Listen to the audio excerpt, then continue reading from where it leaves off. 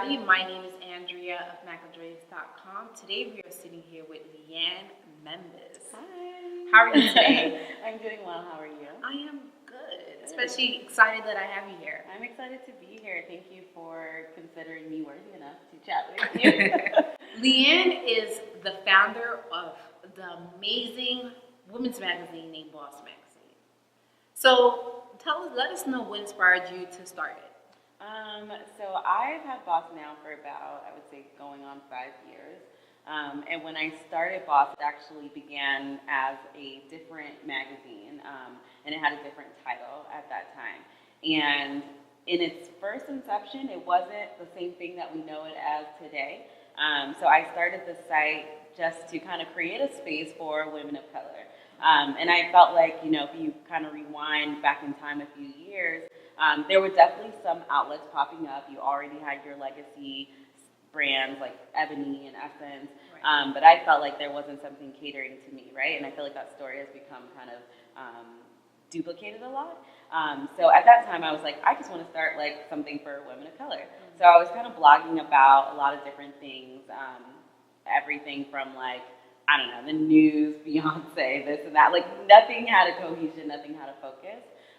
And then a year into having that first version of the site, I ended up having to shut it down because the site reached out to me and said, "Hey, you have my my company's name is the same as yours." Like, so Bauce was not always BAUCE Mag. It wasn't always BAUCE Mag. So when I first started it, I went by this name called Liberette, and it was supposed to be like the liberated woman. Nice. Yeah, and then like a company from like the UK was like, my name is also Liberette or whatever. So I was like, okay, I have to like fold this and figure something else out. What question was that company trademarked? Because I know when it comes to trademark infringements, that kind of like plays a huge role. Yeah, and why you would want that, which I could totally understand and respected that. I'm not sure at the time if it was, and also it was like, okay, we're in two different, I'm in the US, you're in the UK. Right. I mean, granted, I just didn't even know about her prior to me starting the site. So, but maybe it was like a blessing in disguise because I ended up changing the name to Bauce. And so at that time, I decided, you know what, I want to create something that mirrors the people that are around me. I'm in New York City. I'm around all these dope women that are hustling and trying to make it to the top. Like, I want to create something for that girl. And so that's kind of how Bauce came to be. You did say that there was nothing for women like you. Mm-hmm. What type of women does BAUCE Magazine focus on? I would say Bauce focuses on the woman that is trying to come up from nothing. It's for the woman that comes from a disadvantaged background. It's for the woman who maybe grew up on food stamps or had a difficult obstacle in her life or isn't born from money and is trying to make it to the top. And when I say top, like high net worth individual, the type of person who is building wealth.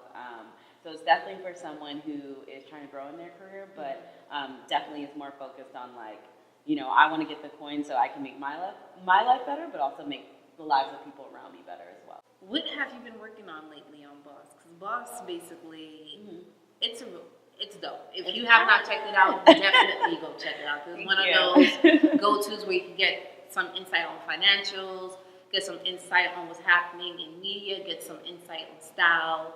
Like, it has a little bit of everything. So like you said, the girl who's just trying to figure it out, girl, figure it out. Yes. Thank you for that. So right now we're working on a couple of things. So we just recently started Bauce TV, but it's not like formal like television production. I think it's more so a code name for Instagram takeovers. Oh, okay. And the reason why we decided to do that was because we had a lot of people outreaching to us about coverage for their events and things like that. And we also had people that were interested in getting involved with Bauce, but not in the traditional sense of creating content. So, my team was like, maybe we should just allow people to take over our Instagram. It's a space where people are constantly engaging with us. And it's a space that a lot of millennials are on, a platform that a lot of millennials are on. So now we've had a lot of people that I guess we could dub them like mini Bauce ambassadors that like go out and they'll cover events that they naturally like and they would naturally go to and share kind of the gems that they gather from those events. So that's one thing we're doing, and we're open to like having people do this all across the country, not just in New York. And then in addition to that, we just launched our East Coast City tour for Wine and Wi-Fi. And so that's a signature co-working event that we do. And the reason why we decided to do that was because we had a lot of people reaching out again, asking, can you come to my city? So last year I did 3 of them in New York City, very small, very intimate. And literally it was just like, I just want to test and see if people want to get together and work and drink wine. And it was a really successful event. So we had people reaching out to us saying, can you come to Houston? Can you come to LA? Can you come here? And so we're like, okay, let's just test like East Coast cities where we know our audience would be heavily populated in. So we're going to be going to Atlanta, doing another one in New York, Philly, Boston, and DC as well. And it's so sad because other people are like, oh, are you going to come to like Raleigh? Are you going to come to Miami? And it's like, we can't do all of them, but we're just going to, see. And if it gets more successful, then obviously we want to blow it up. So, yeah. Is it something that's going to be done throughout the year, or is it a specific time that you just have this tour going on? So the tour is just spring through summer. So we're doing one a month in different cities. So the first one's actually at the end of March, and then after that, it's going to be like, like April, May, June, July type of thing. So nice. Yeah. So what do you look for when you do pick somebody to be part of the Bauce family? So for me, I think it's really about like, are you a boss yourself? So not like, you have to make $1 million or anything, but, do you possess the qualities of a boss woman? Are you someone who's chasing your dream? Like, what work have you done before? And even if you've done nothing, are you hungry for it? Like, there are some people who be like, email me constantly, and I'm like, your writing skills might not be that great, but because you're so hungry for this, like, I will find a way for you to be a part of the family, because I can tell you want to grow, and that type of energy will grow us. So for me, it's really about that, like how serious you are about it, how much do you want to leverage that platform to help you? Because again, like people who are doing stuff for Bauce, I want Bauce to help them. I want it to serve them as well. So whether it's like, you are covering a story, but that helps you promote your brand, that's fine for me. Like, I want everyone to glow up together. So that's really kind of the tenets that I would look for people to join the Bauce family. Doing Bauce, basically, because I can definitely say myself as far as running a platform, how sometimes it can hurt the pockets when you're funding it and something like that. How exactly were you able to sustain it and able to keep the business going? Was it always self-funded, or did you kind of had people helping you come from somewhere? So in the beginning, Bauce was definitely self-funded, right? And I would say like it's not a high barrier of entry to start a website, right? Like you just need hosting. You probably want to get a good designer or something, or if you know how to design a website. And then it's really about kind of building up the content. And I would say maybe the content production is what ends up costing you over time. So I guess to say, in the beginning it was self-funded. So I had a full-time job the whole time I have been running Bauce.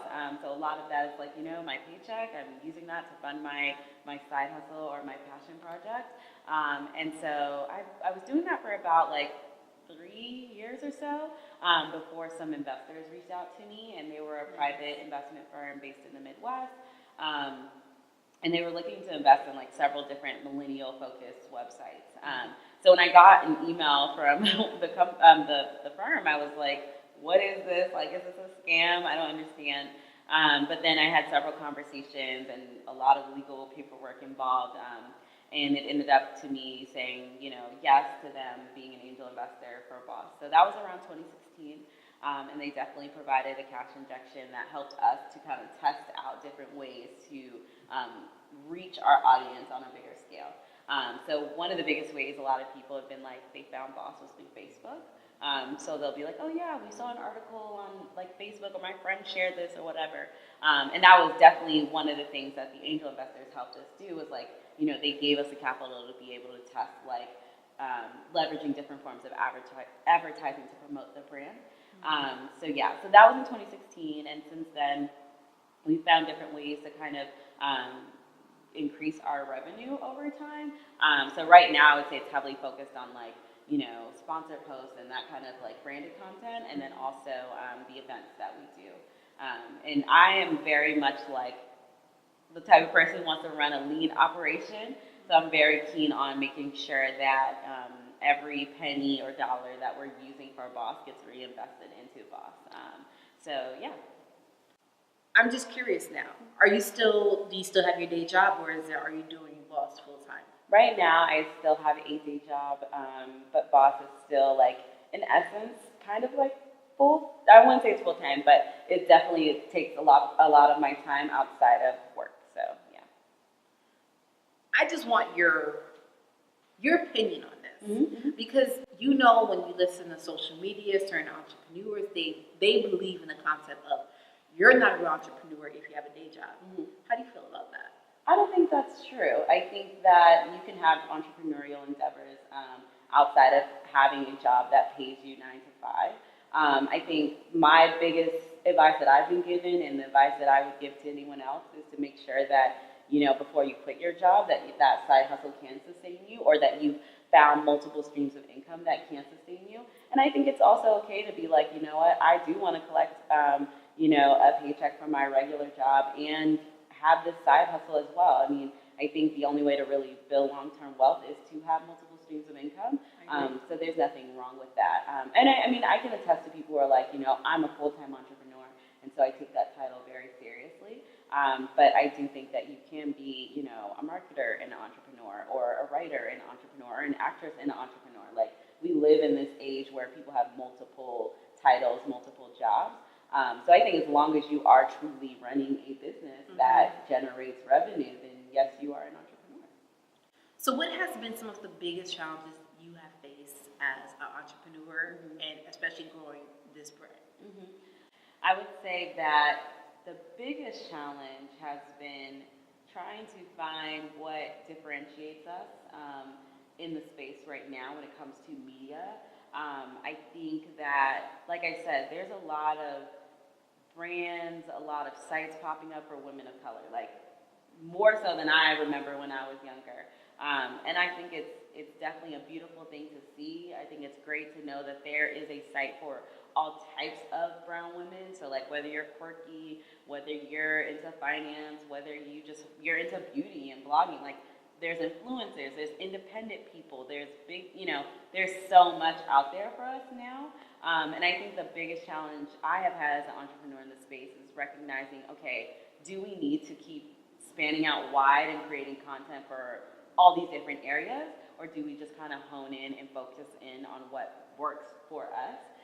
And honestly, that nichifying is really what is helping us perform and allowing us to grow. So yeah, I would say has been the biggest hurdle.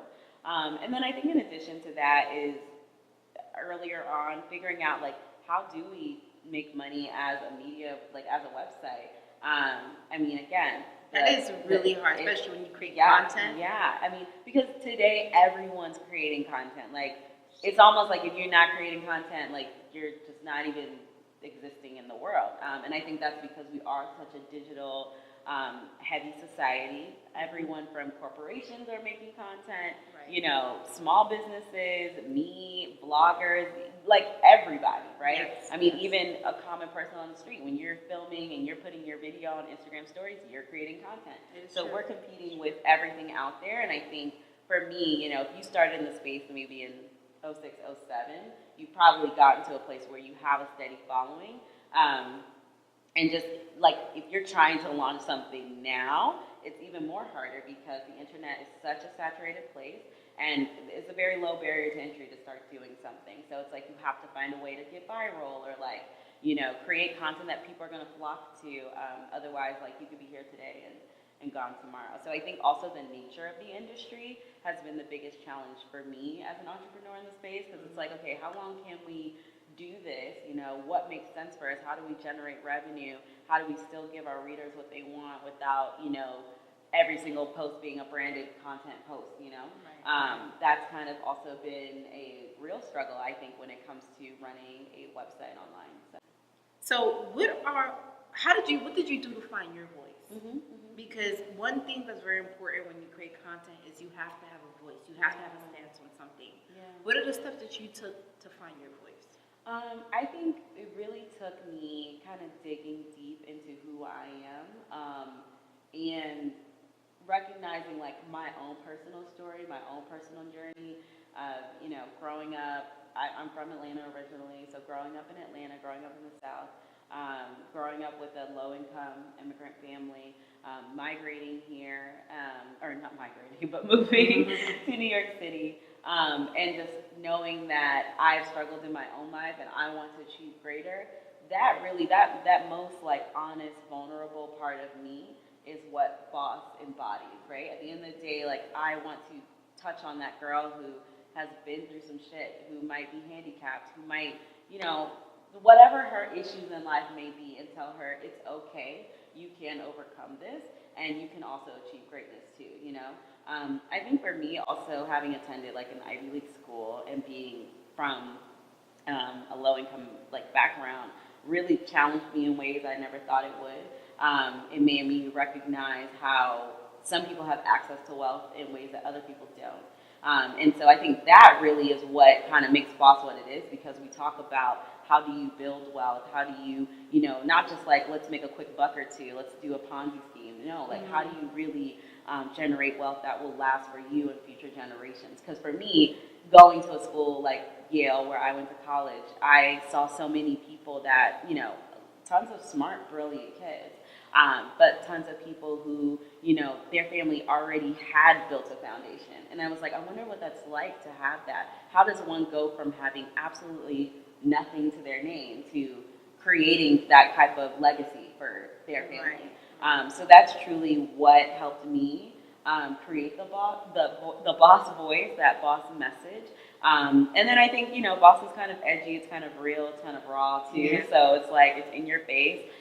Because that's how I talk to myself when I'm like in those low moments, not necessarily yelling at myself, but, it's like, come on girl, like you can do this, like, don't sleep on yourself, like, that type of voice. So it's almost like the voice in my head, coupled with the experiences that I've been through in life in general. So, Boss interviews some top level women. I can definitely say that, because when I look through, I see some of the interviews and I'm like, wow. Yeah. And the information that you get from hearing these women's stories, it's just like, damn, she's like me. Yeah. And look where she's at right now. So how do you make that connection? Because these are like C-level women. Yeah. I mean that corporate. I mean top level, like boss, top level, entrepreneur boss top level. Yeah. So how do you make those connections? Yeah, so a lot of the people that we've interviewed, some of them have just been like people that I've fangirled over for years, or I've just like slowly been following their journey, and I'm like, oh, I remember when you started with like this one blog post, and now you have like a whole business, and some of them have just been PR, like their publicists are reaching out to us and being like, hey, can we get on the Boss platform, which is really dope, and I think really validates what we're doing. So yeah, I mean, in the essence, I think one of the things I like to do is I'm always trying to meet new people, because you never know who people know. And like just in the essence of being in New York and like going out and like it might be a brunch and you're sitting next to someone who's friends with, the person who like owns the top, like, I don't know, hair product business, whatever, in the country. Like, you just never know who you're sitting next to. It's true. Or who's in the room when you're in the room, or who hears about you. And so I think for me, I've been really blessed in that way to like just be out and about in New York and naturally connecting with people that I'm like, you're dope, like I'm dope, I think we should be friends. And then they're putting me on to their dope friends and being like, oh, you gotta talk to this person, you gotta talk to this person. So I think like for me, that's really just it's been the power of kind of word of mouth. But also like, that word of mouth has kind of come back to us in a great way where, people are like hitting us up like, hey, can you feature this person? Can you feature this person? I mean, I feel like I wish we could feature every single person that reaches out to us.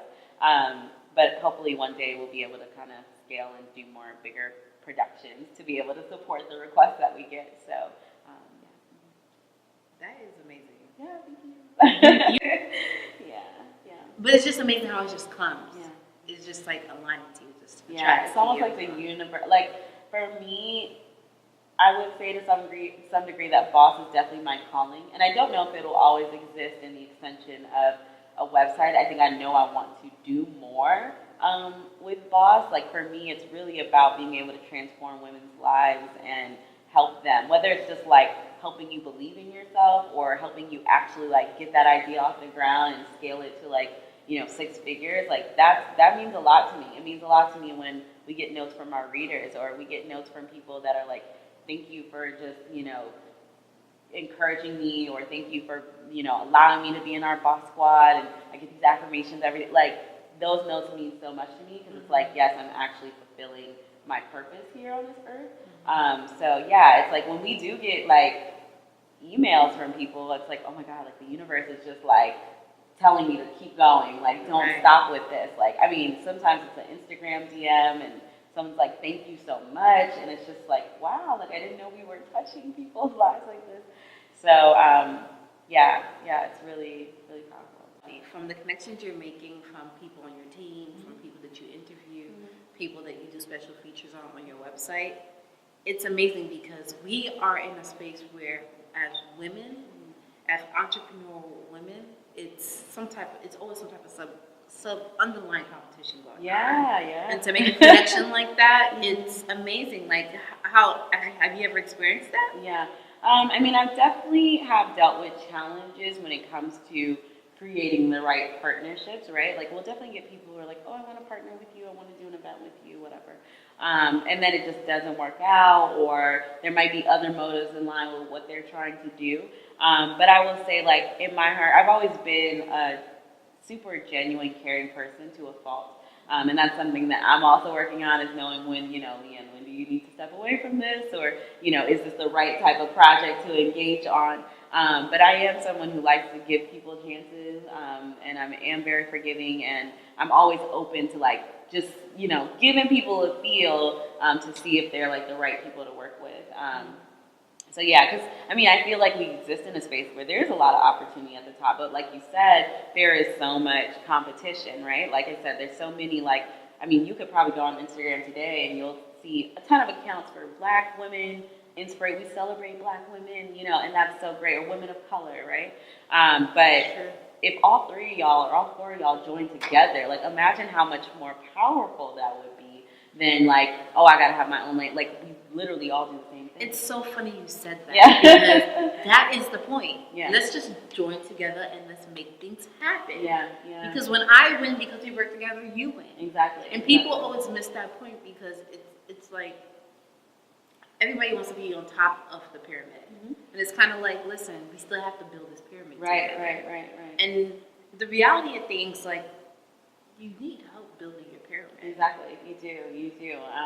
And sometimes I'm like, you know, I'll see different things that other people are doing, and I'm like, you know what, I would love to just help them. Like, instead of me going out and being like, I'm gonna start my own this thing, or I'm gonna do my own boss house, or whatever it might be, I'm like, you know what, this person already is really serious about what they're doing. Like, maybe I can partner, maybe I can sponsor, and that helps me to give back in that way.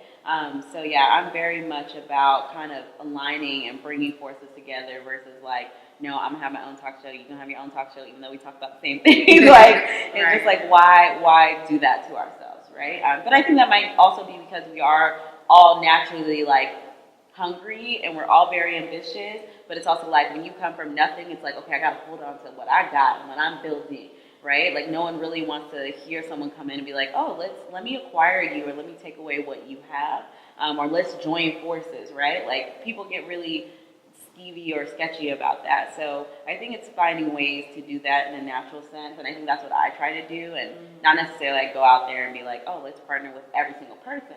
But if someone comes to us with a similar mission that we have, instead of, you know, just handing over money and saying, let's do this, like, I find better ways to kind of formulate that partnership. So, yeah. And with that being said, people be aware of the vultures. Yes, the vultures are real. They do exist. They are out there. Be aware of them. What advice would you give to anybody that is aspiring is the proper word, to create content, put themselves out there, do something that they will get critiqued. You will be critiqued in a good way, critiqued in a bad way, however it is. What advice do you give them that you wish somebody gave you in the beginning when you first started? I would say own your shit. Like, be willing to be vulnerable, know your story, know why you're doing what you're doing. I think when it comes to creating content that works, it's really about knowing who your audience is and their pain points and what they're going through and being able to provide a solution for that. I mean, with me, when we were first starting out, like creating content about Beyonce's cool and it might get you clicks, but that doesn't solve our readers' problems, right? So we were like, okay, we might do less like style posts so that we can pump up the content in the area about, what is a stock and how do you, invest in stocks. So I think like when it comes to creating content, own your stuff and know who you are, know who you're talking to, and give that person that and nothing else.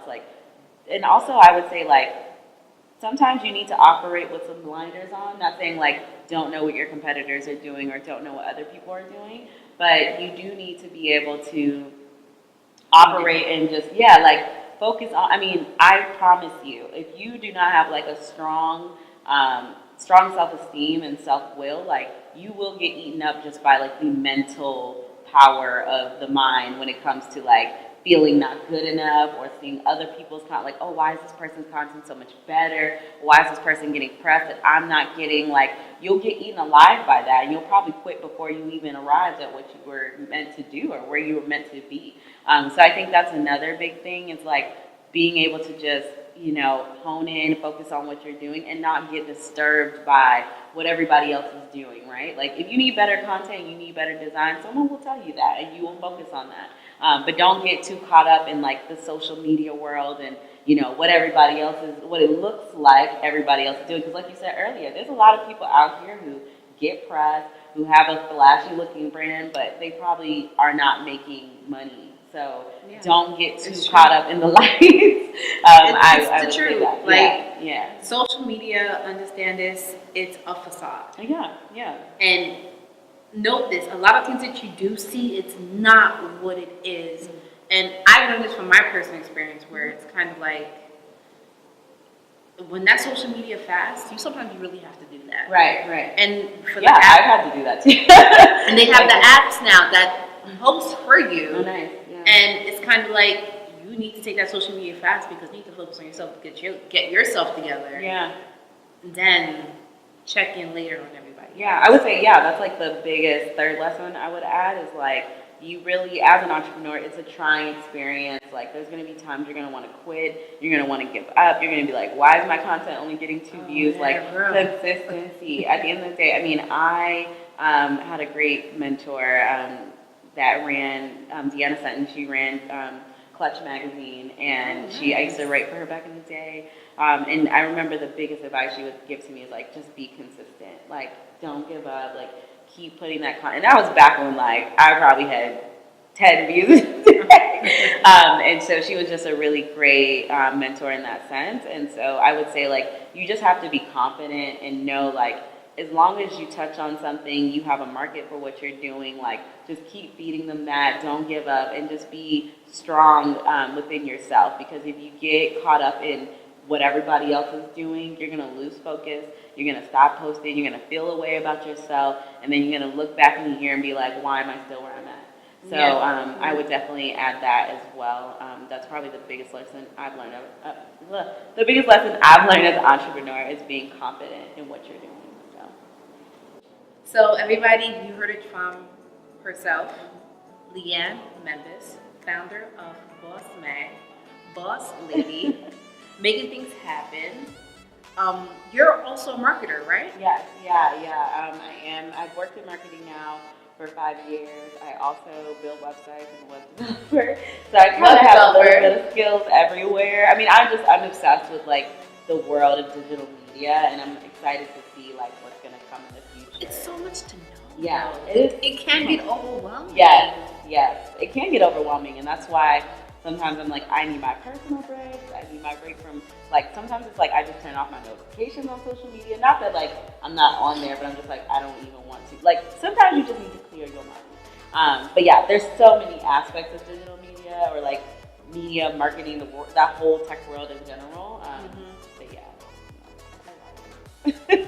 You've heard it again. What else? The more stuff that she does? My name is Andrea at macandres.com. Definitely look out for more interviews, and we'll see you soon.